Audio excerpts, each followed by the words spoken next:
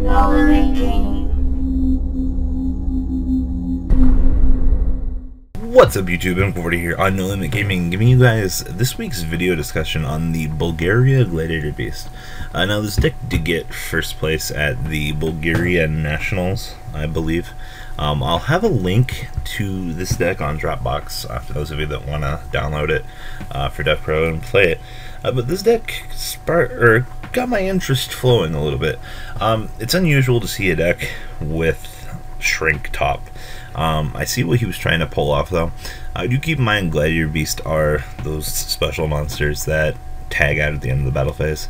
And you know you have to play defensive things like Lance and Shrink to make sure that you can get over your opponent's monsters via battle. The one-off copy of Shrink though is really interesting in the aspect that, alright, I can kill my opponent's monster and I don't have to burn a Lance. That way I can save my Lances for when I'm attacking through back row, things like that. One of the more interesting things about this particular deck though is he is not playing Murmillo. It's been a very long time since I've seen a deck not play Murmillo.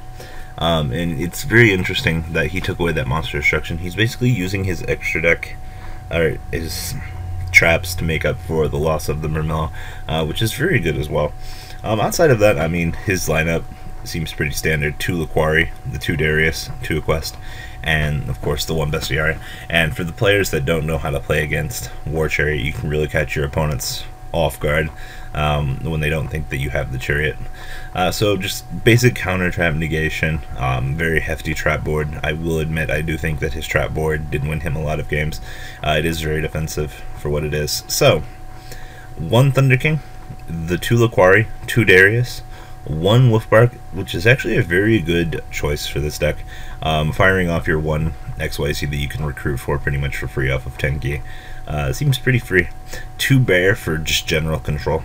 2 Quest and 1 Bestiary. Darkhold, triple MST, Book of Moon, 2 Lance, or triple Lance, 1 Shrink, and the triple Denki.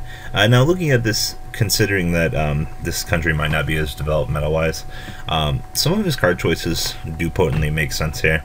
2 Darius for graveyard recruitability. Of course you don't need Murmillo. If you're not playing against tier 1 all day, Thunder King will really put a damper on your opponent. And only 2 Bear seems just like the right number for this, and of course you can get away with something like Shrink. As for the trap board, Bottomless, Needle Ceiling, 2 Mirror Force, 1 Torrential, 2 Dimensional Fissure, 1 Compulse, the 2 Emptiness, 1 The Feds, 2 Blackhorn Heaven, 1 Solemn Warning, and of course the 3 War Chariot.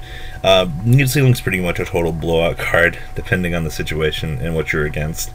Outside of that, his trap board is pretty standard. His extra deck, 1 Cowboy, 1 Dweller, 1 Emerald, 1 Maestroke, Exciton, Diamond Dyer, 101, 2 Tiger Kings, 1 Pearl, Asadari, 2 Geysaris, Chimera Tech Fortress, and Heraclinus. As you can see, he's not playing the new Gladiator Beast.